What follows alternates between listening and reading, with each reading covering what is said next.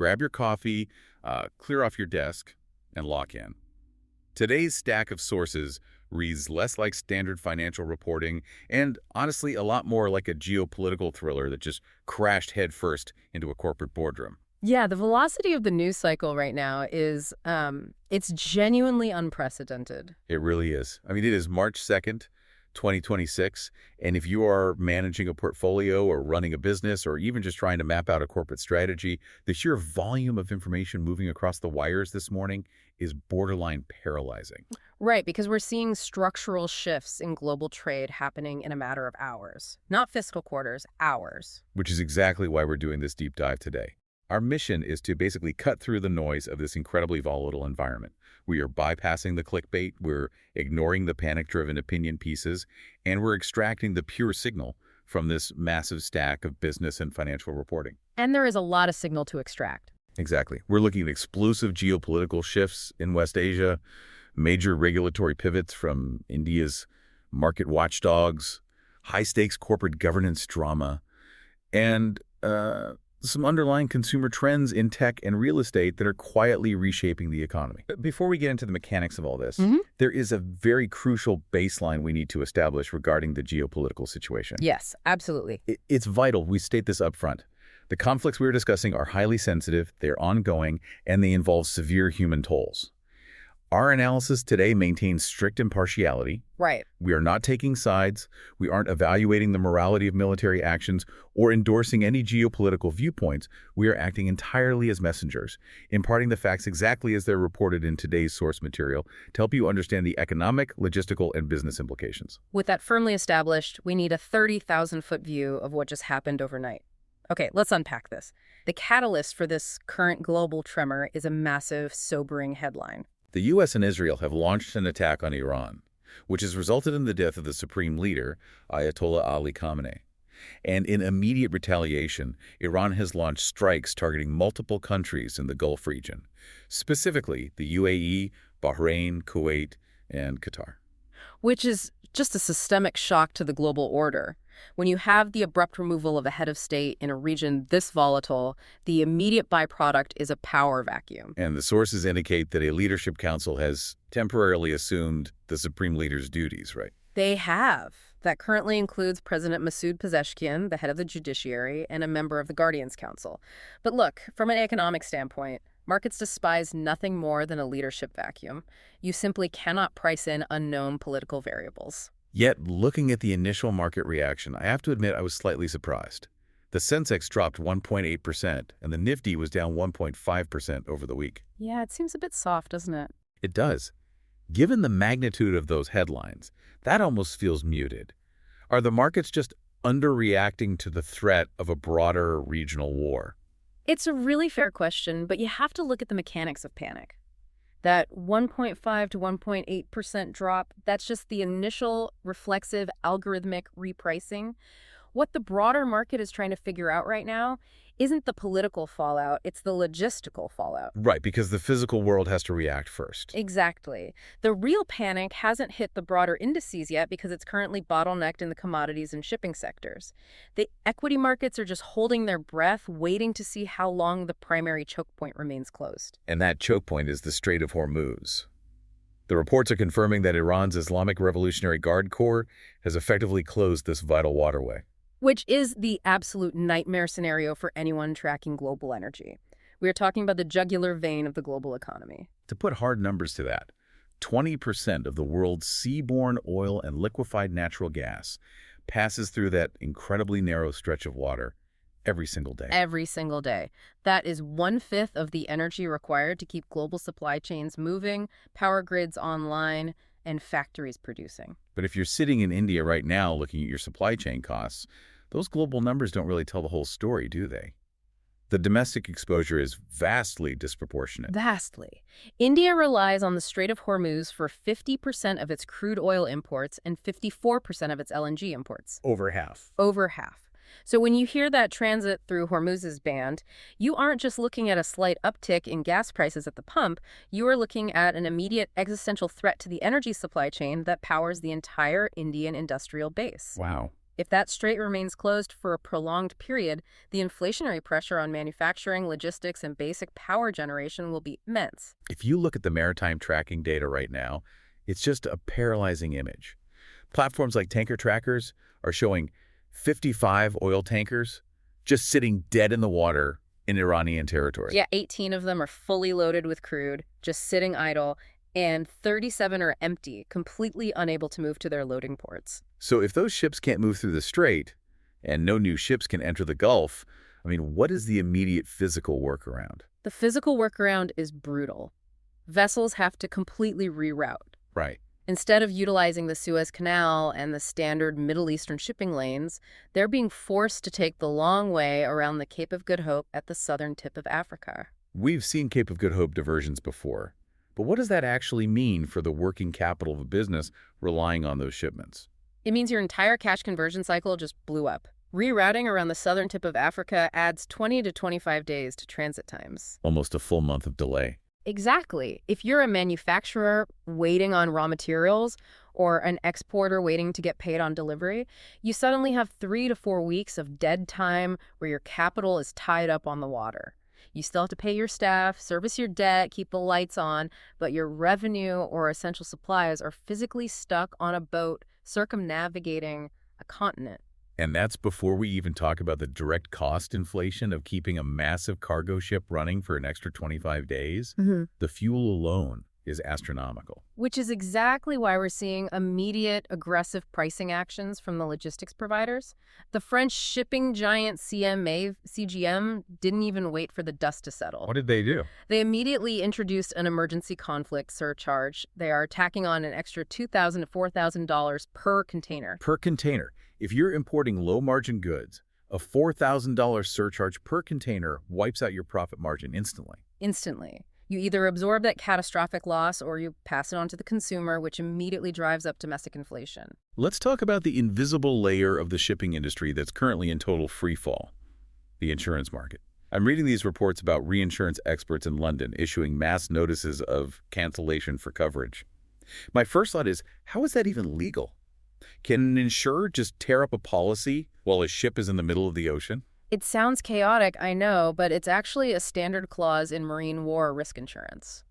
A notice of cancellation doesn't mean your insurance is terminated at that exact second, leaving a ship uninsured in a war zone. Okay, so what does it do? What it does is give the underwriters a defined window, usually 48 to 72 hours, sometimes up to 7 days, to completely reassess the risk profile of the geography. So it's a forced pause to recalculate the odds. Precisely. The underwriters look at the new threat matrix and come back with an ultimatum. Either we are totally withdrawing coverage for these specific high-risk geographic coordinates, or we will reinstate your coverage, but the premium is now astronomically higher. And we are already seeing domestic entities reacting to this, right? We are. GIC Re, for example, is actively withdrawing its marine hull war cover in these newly defined high-risk regions. The risk is simply too unquantifiable for their models right now. This brings us to a really fascinating tactical pivot happening right now in the Indian export market. The sources highlighted how the Indian Rice Exporters Federation is reacting to this insurance and freight chaos. It is a masterclass in real-time risk mitigation. It really is. The Federation has issued an urgent advisory to all its members to immediately shift the structure of their international contracts. They are moving away from CIF contracts and demanding FOB contracts. Let's get into the weeds on those acronyms, because this shift completely changes the financial liability of a massive chunk of Indian agriculture. What is the functional difference between CIF and FOB in the middle of a geopolitical crisis? Sure. CIF stands for cost, insurance, and freight.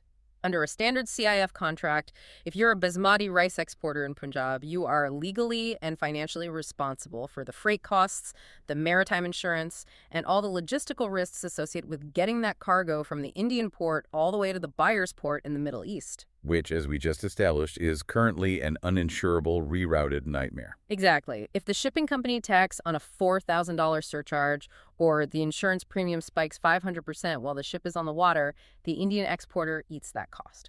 It could bankrupt a mid-sized agricultural firm overnight. So they are switching to FOB, which stands for free on board. And under FOB, the liability completely flips. Yes. Under free on board, the Indian exporter basically says, my responsibility and my financial liability ends the absolute second these sacks of rice are loaded onto the vessel at the port in Mumbai or Kandla. After that, it is the international buyer's problem. That is a massive transfer of liability. Huge. The buyer in Saudi Arabia or the UAE now has to secure the vessel, pay the inflated freight, secure the war risk insurance, and bear the geopolitical risk of the transit. And it's a critical survival mechanism when you consider the concentration risk here. The data shows that 50% of India's total basmati exports go to just 5 nations in that specific region: Saudi Arabia, Iran, Iraq, the UAE, and Yemen. If the rice industry didn't pivot to FOB, a single lost shipment or a prolonged closure of the strait could decimate the sector. Absolutely. But while we analyze the balance sheets, the freight surcharges, and the contract negotiations, we really have to acknowledge the immediate human reality driving all of this. We are talking about the diaspora factor. Right. There are roughly 9 million Indian expatriates currently living and working in the Gulf region. Yeah. That is an enormous population suddenly caught in the crossfire of retaliatory strikes. The psychological toll detailed in the sources is profound. We were seeing sudden, acute fear gripping cities that have historically been marketed and perceived as absolute safe havens for global talent. Right. In the UAE, the disruption is immediate. Schools and corporate workplaces are rapidly shifting to remote setups to keep people off the streets. And the sources mention residents rushing to supermarkets, leading to immediate supply shocks on essentials. Shelves are emptying of basic commodities like milk, onions, and tomatoes within hours. It's the classic panic buying reflex. It is, but it highlights how fragile the perception of security is. When the reporting includes interviews with individuals who have lived in Dubai for nearly 4 decades, people who have seen various regional conflicts come and go, saying they have never experienced a situation this escalated or frightening, it underscores that this isn't a routine geopolitical flare-up. Yeah, the sheer unpredictability is what is driving the hoarding behavior and the corporate lockdown. It's a stark reminder that macroeconomic volatility always trickles down to human anxiety. And while global capital is scrambling to price in this chaos, domestic regulators in India are trying to ensure that their own financial infrastructure doesn't buckle under the external pressure, which pivots us nicely from the global shockwaves to the internal defense mechanisms. Let's look at the regulatory environment, specifically the capital markets and the role of SEBI. This is a crucial transition. When external shocks of this magnitude hit, your internal regulatory framework has to be deeply resilient. It has to act as a shock absorber for domestic capital. And at the center of that shock absorption is SEBI Chairman Tuhin Kantapande, who just completed his first year at the helm of the regulatory body. The reporting provided a really deep analysis of his regulatory philosophy. He operates on what he calls the 4 T's: trust, transparency, technology, and teamwork. But the concept that really dominated his commentary was the pursuit of optimum regulation. Optimum regulation is an elegant phrase, but implementing it is essentially a high-wire act. He explicitly stated that he believes in avoiding both over-regulation and under-regulation. Right, but isn't that just the Goldilocks principle? Everyone wants regulation that is, quote-unquote, just right. In practice, how does a regulator actually avoid strangling innovation with red tape while simultaneously preventing retail investors from getting slaughtered by predatory market practices? It requires a regulator to be highly data-driven rather than narrative-driven. And that approach is currently being tested aggressively in the F&O space, the futures and options market. This is exactly where I wanted to push back a bit. The media narrative for the last 2 years has been relentless. Every week, there's a new headline about the explosive retail boom in derivatives, characterizing it as a ticking time bomb. Right. We see reports of retail traders taking massive losses, using leverage they don't understand. Yet, according to these sources, Chairman Pande's stance is that SEBI does not view the F&O market as a systemic issue. How is SEBI justifying that stance when the retail casualty rate seems so high? It is a controversial stance, but you have to look at it from the macroeconomic perspective of market infrastructure, rather than individual retail outcomes. Pandey emphasized that derivatives are fundamentally vital for risk management and price discovery for the broader market. So they're looking at the big players. Exactly. Institutional investors, hedgers, and massive corporate treasuries rely on deep, liquid F&O markets to protect their portfolios against the exact kind of volatility we're seeing in the Middle East right now. So SEBI is essentially saying, yes, retail traders might be taking speculative losses, but the underlying plumbing of the derivatives market is sound and necessary. Precisely. If SEBI were to step in and aggressively throttle the F&O market to protect retail traders from themselves, perhaps by drastically increasing margin requirements or banning certain types of short-term options, they might accidentally destroy the liquidity that institutional investors need to hedge their risks. That makes sense. Pandy is signaling that SEBI will not have a reflexive knee-jerk reaction to the media chatter.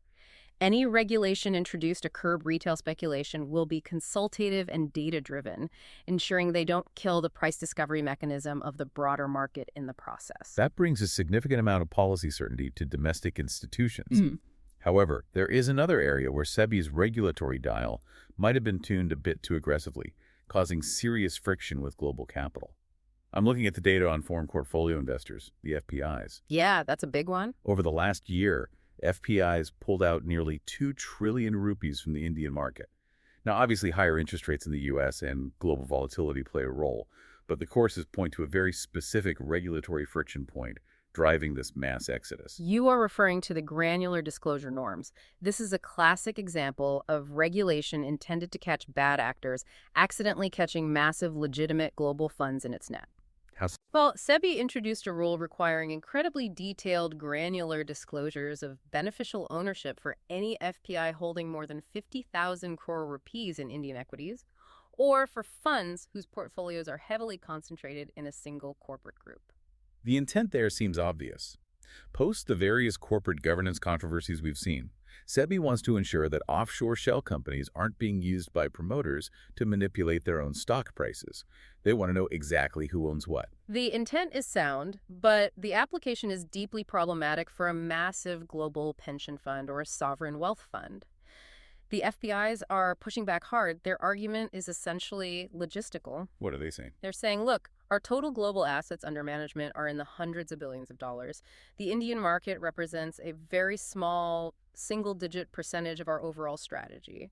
We might breach your concentration norm simply because we only allocate capital to one or two high-performing Indian blue-chip stocks, not because we're engaged in some shadowy market manipulation. So a legitimate global fund gets flagged by SEBI's system as suspiciously concentrated simply because they only bought Reliance and HDFC and ignored the rest of the index. Exactly. And to prove they aren't manipulating the market, they have to drill down and provide granular disclosure of their own underlying investors, which might be thousands of foreign pensioners.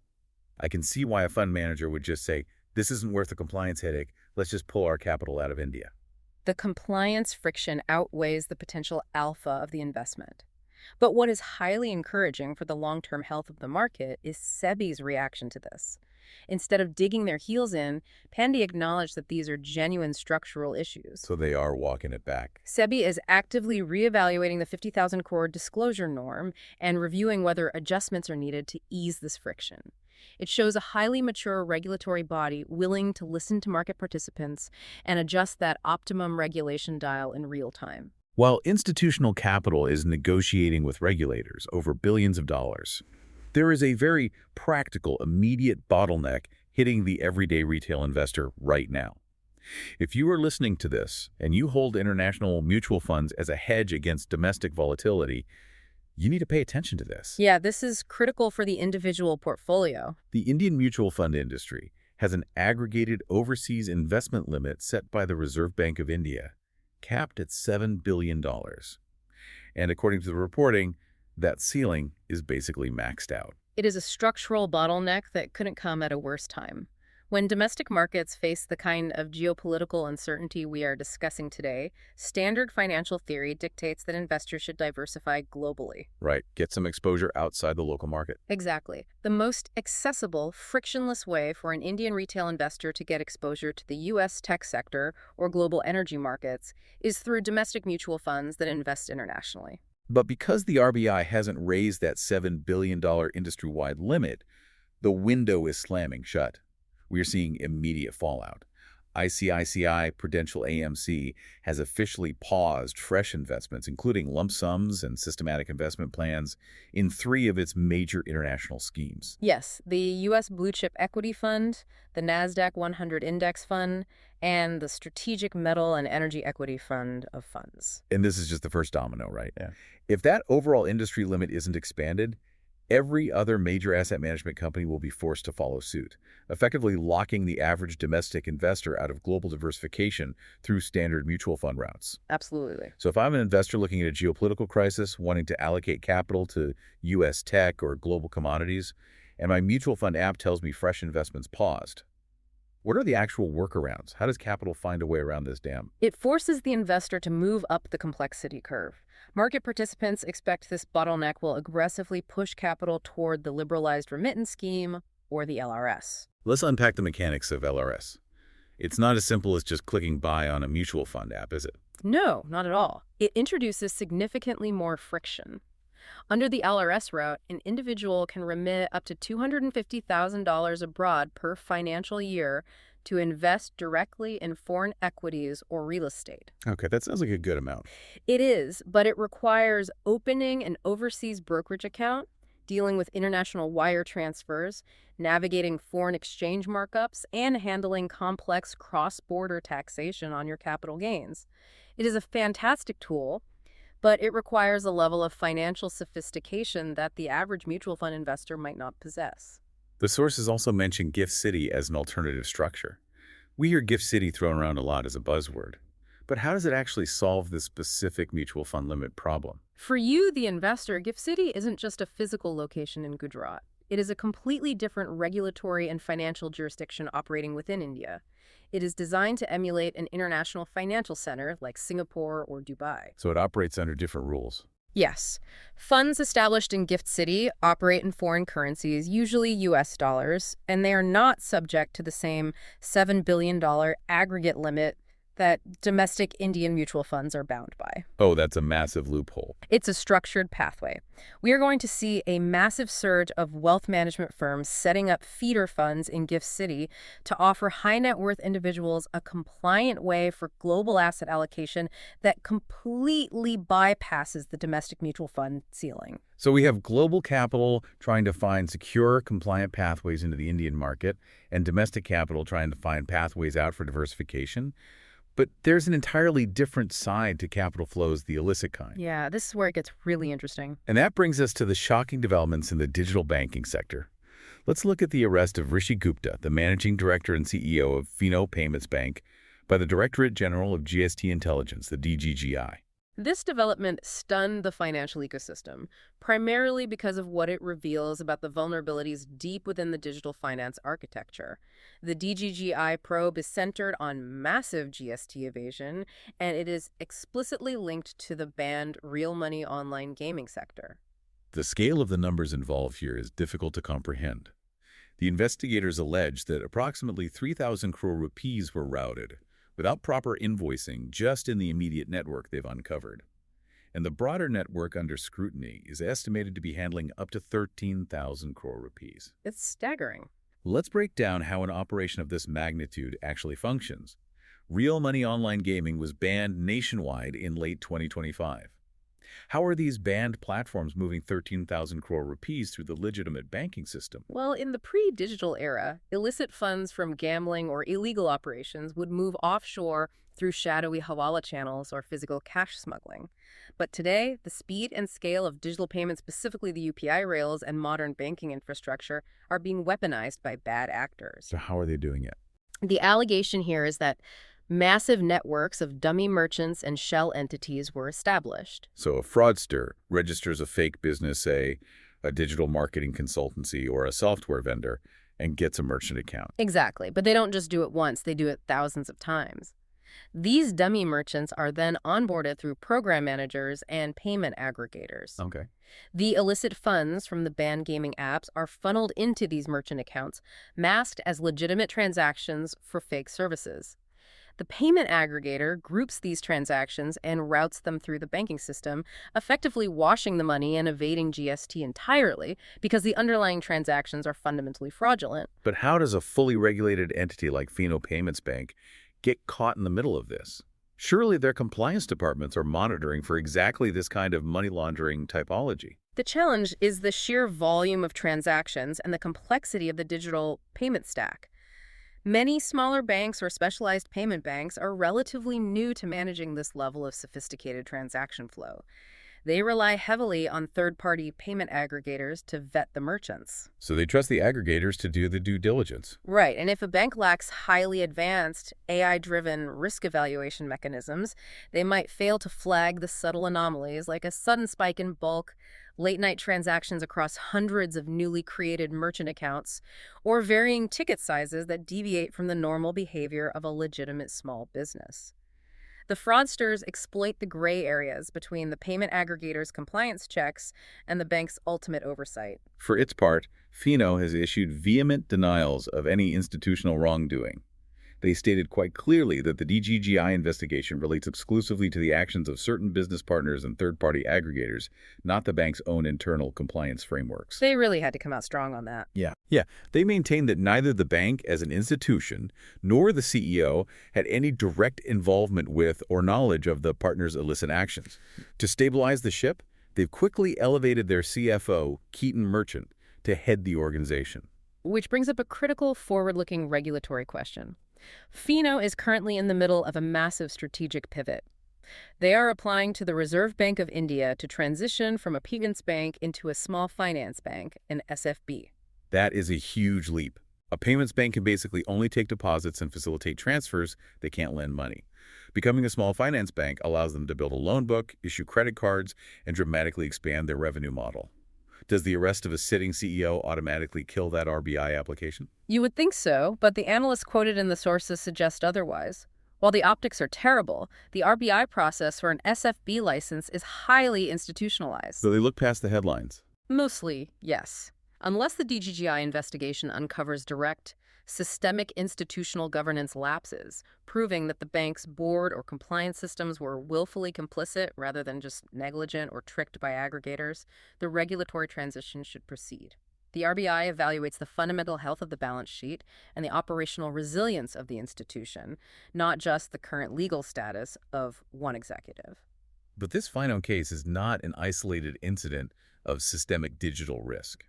The sources point to a broader, highly coordinated vulnerability in the digital payment ecosystem, specifically highlighting the Yes Bank and Book My Forex multi-currency card breach. This is a textbook example of jurisdictional arbitrage by cybercriminals. Fraudsters targeted these prepaid Forex cards, the kind you buy when you're traveling abroad to avoid dynamic currency conversion fees. The numbers on the breach are surgical.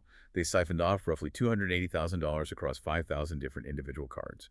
What was the modus operandi here? How did they pull this off before the banks could shut it down? First, they acquire the raw card details, likely through a combination of phishing campaigns, dark web data purchases, or compromising a third-party vendor's database. But having the card number isn't enough in India, because the RBI mandates two-factor authentication, usually an OTP sent to your phone, for domestic transactions. Right. If someone tries to buy a laptop online in Mumbai with my card, my phone buzzes with an OTP. If I don't enter it, the transaction fails. But the global financial system is fragmented. The fraudsters routed these 5,000 compromised cards to execute transactions at about 15 specific merchants located in a Latin American country. Why there? They explicitly chose a jurisdiction where local financial regulations do not mandate two-factor verification or OTPs for point-of-sale or online transactions. They bypass the security architecture entirely by exploiting the weakest regulatory link in the global chain. That is deeply unsettling. And this vulnerability isn't just limited to international Forex cards. It is bleeding into the bedrock of India's domestic digital economy, the UPI system. The data provided on UPI chargebacks is a glaring signal. A chargeback occurs when a customer disputes a transaction, usually claiming it was unauthorized or fraudulent. The sources show that Yes Bank and Axis Bank are currently leading the industry in the share of UPI chargebacks raised for fraud, sitting at 15% and 12% respectively.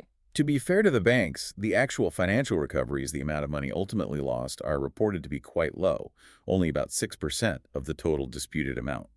But the sheer volume of these fraud attempts, the fact that 15% of chargebacks are fraud-related, indicates a relentless, automated attack on the digital stack. It is a constant arms race between the bank's machine learning algorithms and the fraudsters' automated scripts. And it forces banks to radically increase their expenditure on cybersecurity and real-time fraud monitoring, which ultimately eats into their operating margins. Exactly. It's a hidden tax on the digital economy. Speaking of operating margins and corporate stability, I do want to briefly touch on a piece of governance news that brings some relief to the market. The sources provided a quick update on Tata Trusts. Yes, there had been some market speculation and reported concerns from Noel Tata regarding the leadership structure, but the reports confirm that Tata Trust's stance on N. Chandrasekaran remaining as chairman is completely unchanged. For a conglomerate of Tata's immense size and economic footprint, policy certainty at the very top is crucial. The market simply cannot handle a leadership dispute at India's largest conglomerate while simultaneously digesting a geopolitical crisis in the Gulf. Definitely not. But let's move from a company with immense stability to a sector that is currently wrestling with an existential crisis of identity: the Indian IT services sector. The sources beautifully describe this as the tech sector's yin and yang moment. It is a perfect encapsulation of the current market psychology. The overarching fear that has dominated analyst calls for the last 2 years is that artificial intelligence, specifically generative AI and large language models, is going to permanently hollow out the Indian IT and IT-enabled services sector. The doom thesis makes intuitive sense. The traditional model of Indian IT was built on labor arbitrage.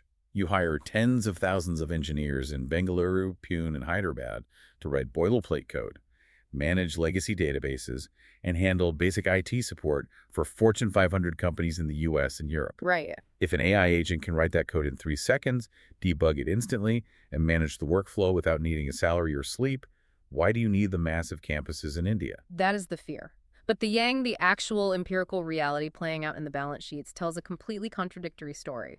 The bull case is printed right here in the gross inflow numbers. In the September 2025 quarter, gross inflows for Indian IT services reached a staggering $50.4 billion. $50.4 billion. Yes, that is a massive jump from $44.7 billion in the exact same quarter the previous year. So despite all the predictions of AI-induced collapse, the sector is pulling in an extra $5 billion a quarter.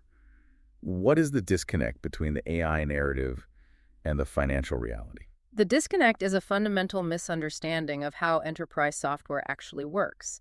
The death of Indian IT has been greatly exaggerated because people assume AI will just flawlessly replace humans. But the sources make a brilliant counterintuitive point. Oh, yes. The deployment of AI might actually generate massive amounts of highly complex work for Indian software engineers. Let's explore that. How does AI create more work for a human coder? Think about the IT infrastructure of a massive global bank or a multinational healthcare provider. It is incredibly complex. It isn't a clean, modern application. It is heavily customized, layered with decades of technical debt, patched together across a dozen different legacy programming languages, and tied into highly sensitive compliance frameworks. It's like putting a state-of-the-art Ferrari engine into a rusted-out 1995 Honda Civic. The engine itself is powerful and works perfectly, but the moment you redline it, the outdated chassis is going to rattle to pieces. That is the perfect metaphor. If a Fortune 500 company unleashes an AI coding agent into that brittle legacy environment, the AI might write a highly efficient piece of code that accidentally breaks a critical dependency in a database built 15 years ago. And then the whole system goes down. Exactly. When the system inevitably crashes, the AI does not possess the holistic mental model, the institutional memory, or the nuanced understanding of the enterprise's specific business logic to debug and repair the architecture. So the AI creates a mess that only highly skilled human operators can clean up. AI becomes a tool that accelerates development, but simultaneously creates a massive new demand for integration, maintenance, and architectural oversight. Exactly. And this is driving a profound evolution in how we value these companies. The deep dive sources highlight mid-cap and large-cap IT firms like KPIT and Persistent Systems. These firms are no longer just generic coding shops offering cheap labor. They have spent the last decade building incredibly deep domain-specific moats. Take KPIT as an example. KPIT has embedded itself into the hyper-specific, immensely complex workflows of the global automotive industry. The software architecture inside a modern electric vehicle contains millions of lines of code governing everything from battery thermal management to autonomous driving sensors. Right, you can't just wing that. No, a general-purpose AI model developed in Silicon Valley cannot just magically replicate that deeply embedded proprietary engineering knowledge. The transition happening right now is a fundamental paradigm shift. As an investor, you can no longer view Indian IT firms as stable utilities that simply pump out linear revenue growth by adding headcount. You have to start evaluating and valuing them as complex, adaptive technology integrators. They are the mechanics keeping the AI engines from destroying the corporate chassis. But, and this is where the vulnerability lies, this transition requires a radical shift in capital allocation. Historically, the Indian IT sector has been a cash-generating machine. They didn't need to invent new foundational technologies. They just serviced existing ones. And paid out great dividends. Right. They distributed massive amounts of cash back to shareholders through dividends and buybacks. Now, to survive the AI revolution, they have to invest heavily in proprietary innovation. And this exposes a glaring macroeconomic deficit for India as a whole. You were referring to the National Research and Development numbers. Precisely. The data is alarming. India currently spends only 0.7% of its total GDP on research and development. Compare that to true innovation economies, countries like the US, South Korea, or Israel, which consistently spend 3 to 4% of their GDP on R&D. It is the classic innovator's dilemma, playing out on a national, sovereign scale.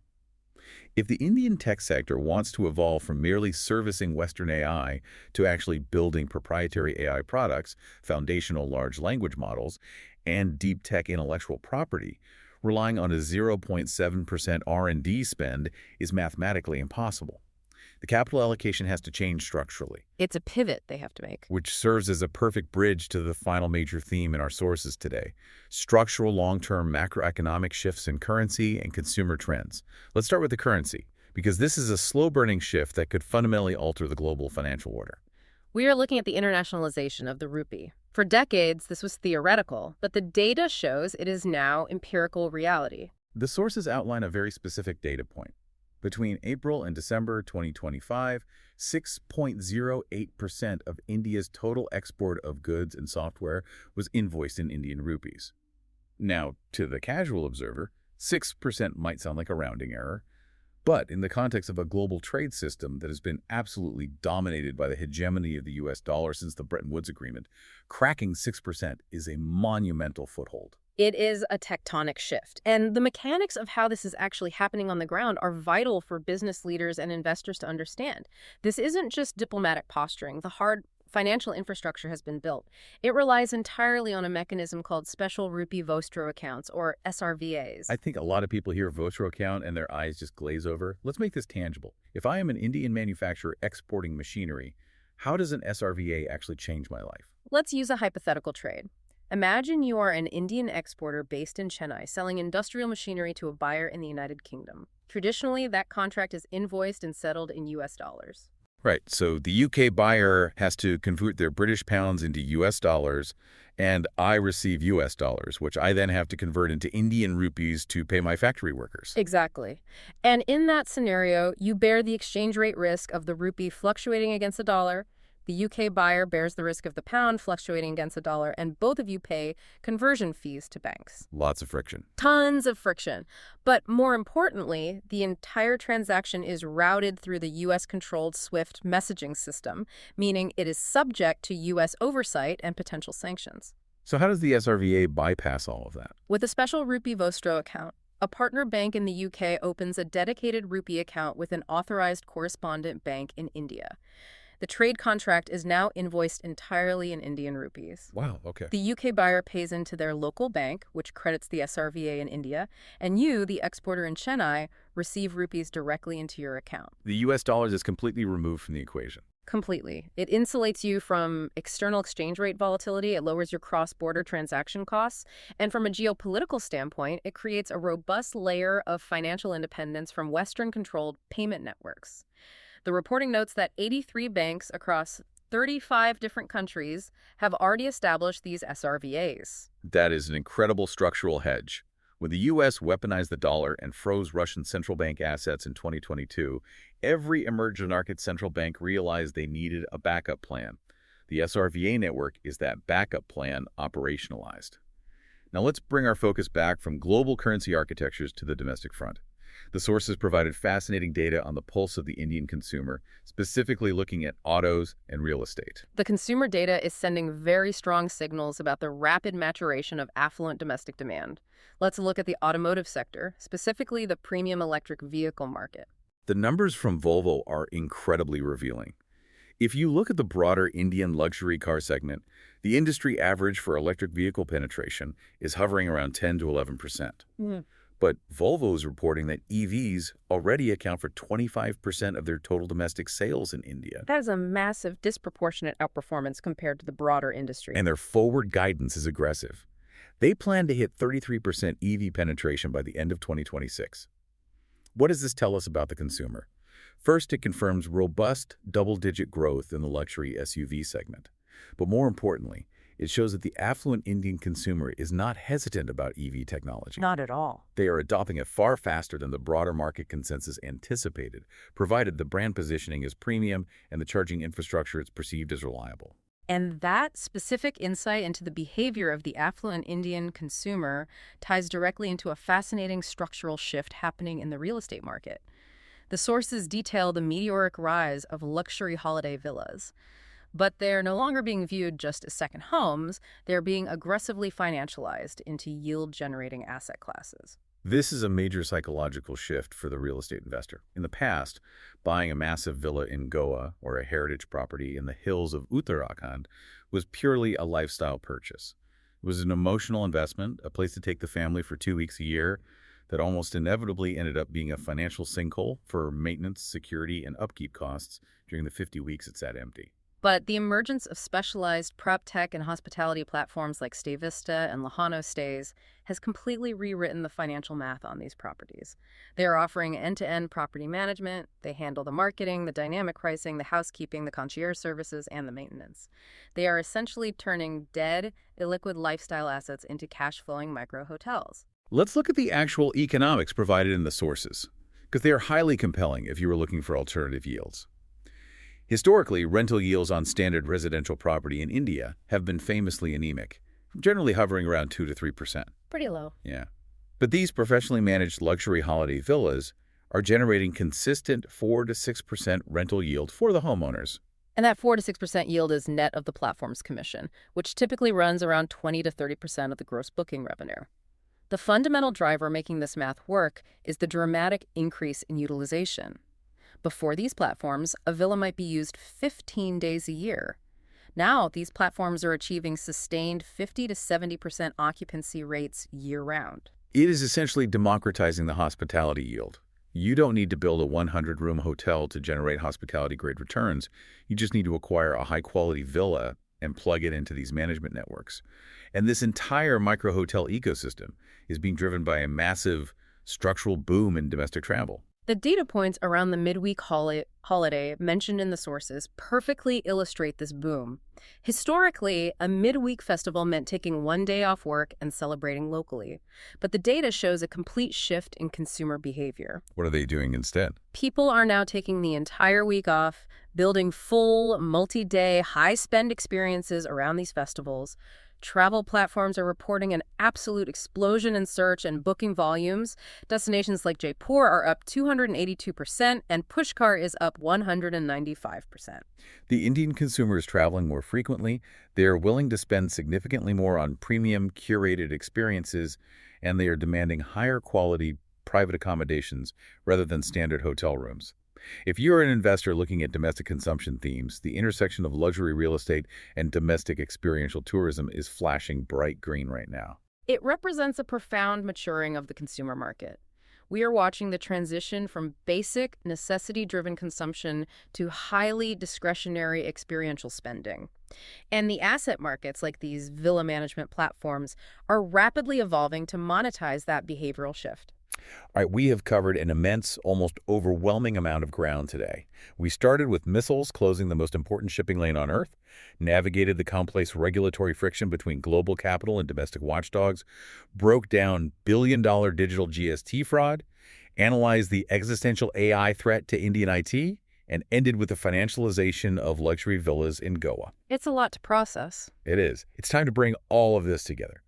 If you are managing a portfolio, running a corporate strategy, or simply trying to stay ahead of the macro curve, how do we distill this noise into actionable intelligence? Let's rapid fire the 10 developments from today's sources that are most critical for long-term investors. I'll throw the theme, you give me the structural takeaway. First up, the immediate supply chain threat. Energy supply chain risk. The closure of the Strait of Hormuz is an existential threat to 50% of India's crude and 54% of its LNG imports. If you are modeling domestic manufacturing or logistics businesses, you must price in near-term aggressive energy inflation immediately. Next, the secondary effect of that closure, the water routes. Logistics cost inflation. Rerouting via the Cape of Good Hope adds 20 to 25 days of transit time. Combined with immediate $2,000 to $4,000 container surcharges from giants like CMA, CGM, corporate profit margins in import-export heavy sectors are going to take a severe hit this quarter. And how are companies defending against that, the contract shift? Export contract shifts. We are seeing real-time risk mitigation. Exporters, exemplified by the rice industry, are abandoning CIF contracts and moving to FOB contracts, successfully pushing the volatile geopolitical freight and insurance risks onto the international buyers. Moving to the domestic regulators, let's talk about SEBI's baseline stance. SEBI's pro-market stance. Chairman Pandey has explicitly confirmed that the F&O market is not viewed as a systemic risk. Their commitment to data-driven, non-reflexive regulation brings vital policy certainty to institutional participants relying on derivatives for hedging. But there is friction with foreign capital, the disclosure rules. FPI disclosure reevaluation. SEBI is actively willing to review the strict 50,000 crore granular disclosure norm. This regulatory flexibility is a bullish signal that could ease friction and potentially revive the foreign capital inflows that recently exited the market. For the domestic retail investor, the major bottleneck is the global access. Global portfolio access bottlenecks. The mutual fund industry has effectively hit its $7 billion overseas investment limit. Investors seeking global diversification must urgently educate themselves on alternatives like the liberalized remittance scheme and the emerging feeder structures in Gift City. Let's pivot to tech and governance, the FINO and Yes Bank stories. Fintech governance risks. The DGGI's multi-thousand crore probe into Fino Payments Bank's aggregators, alongside the high UPI chargeback rates at major banks, highlight that regulatory scrutiny on the vulnerabilities within digital payment stacks is escalating aggressively. Compliance costs will rise. And the overarching existential tech question, AI versus Indian IT. IT sector resilience versus the R&D need. The doom narrative is premature. Indian IT services show continued cash flow strength, pulling in $50.4 billion last quarter by acting as complex AI integrators. However, long-term survival demands a national paradigm shift to dramatically increase R&D spend beyond the current 0.7% of GDP. Looking at the macroeconomic long game, the currency shift. Rupee internationalization. The steady growth of rupee invoiced exports, currently at 6.08% via the SRVA networks, signals a foundational long-term strategic hedge against U.S. dollar dominance and Western financial sanctions. Finally, the domestic consumer and real estate. Rise of alternative yield assets. Driven by structural shifts and affluent domestic travel, the luxury holiday home market has rapidly matured into a legitimate, managed asset class offering robust 4 to 6% yields, fundamentally altering the calculus for real estate investors. That is exactly the kind of high-density synthesis we need to navigate a market this volatile. Before we wrap up, we always like to leave you with a final provocative thought to mull over, something that connects the dots across all these disparate themes and challenges the consensus view. Consider this broader trajectory. We've just spent this entire deep dive analyzing how a localized conflict in the Gulf can instantly reroute global shipping, spike London insurance premiums, and send inflationary shocks directly into the Indian economy. The traditional view is that emerging markets are fundamentally fragile to these external shocks. Right, they catch a cold when the world sneezes. Exactly, but look at the underlying countermeasures we've discussed today. We see the rupee quietly internationalizing, establishing parallel non-dollar payment networks. We see Indian IT firms transitioning from easily replaceable service utilities into highly complex, indispensable AI integrators. We see massive domestic capital pools deepening and domestic consumption shifting toward premium experiential assets. But what's the question we should be asking? This raises a vital question for any long-term strategist. Are we approaching a geopolitical and economic tipping point where emerging markets like India are no longer just defensively reacting to global shocks, but are actually structurally becoming insulated from them? As a phenomenal lens through which to view the next decade of capital allocation, are we witnessing the end of emerging market fragility? It challenges the entire historical assumption of global finance. Thank you for joining us on this deep dive. Take these insights, apply them to your models, keep questioning the consensus, keep looking at the bigger picture, and we will see you next time.